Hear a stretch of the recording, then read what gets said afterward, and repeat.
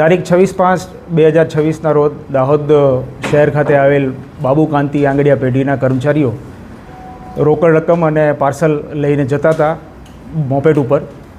એમની પર 2 બાઇક પર 6 શખ્સોએ આવી અને હુમલો કરી અને એમની પાસેથી પૈસા પડાવી અને જતા રહેલા.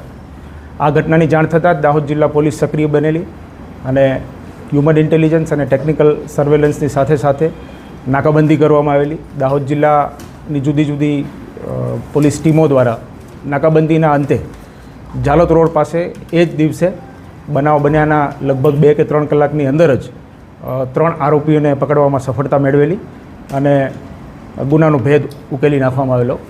પણ આ જે 3 આરોપી પકડાયેલા એ પોલીસની ગાડી સાથે એમણે એક્સિડન્ટ કરેલું અને એ લોકો ઇન્જર્ડ થયેલા, એટલે તાત્કાલિક એમને ઝાયડસ હોસ્પિટલમાં સારવાર હેઠે રાખેલા.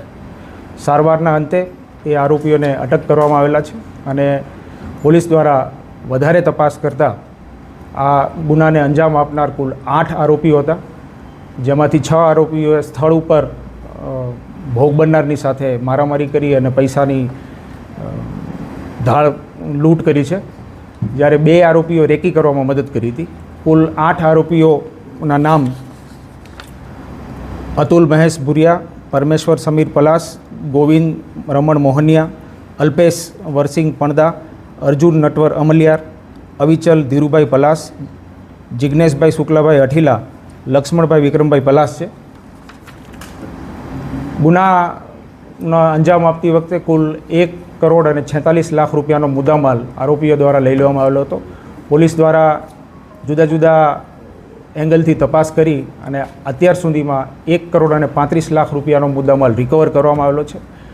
આ 4 આરોપીઓ પકડાયેલા છે એ અને જે પકડવાના બાકી છે એ આરોપીઓનો પણ ગુનાહિત ઇતિહાસ છે અને આ આરોપીઓ જે પકડવાના બાકી છે એમને કોઈના પણ દ્વારા જો કોઈપણ પ્રકારની ક્રિમિનલ હેલ્પ કરવામાં આવશે કે મદદ કરવામાં આવશે તો એમને પણ દાહોદ જિલ્લા પોલીસ દ્વારા યોગ્ય કાર્યવાહી કરવામાં આવશે અને હાલ ગુનાની તપાસ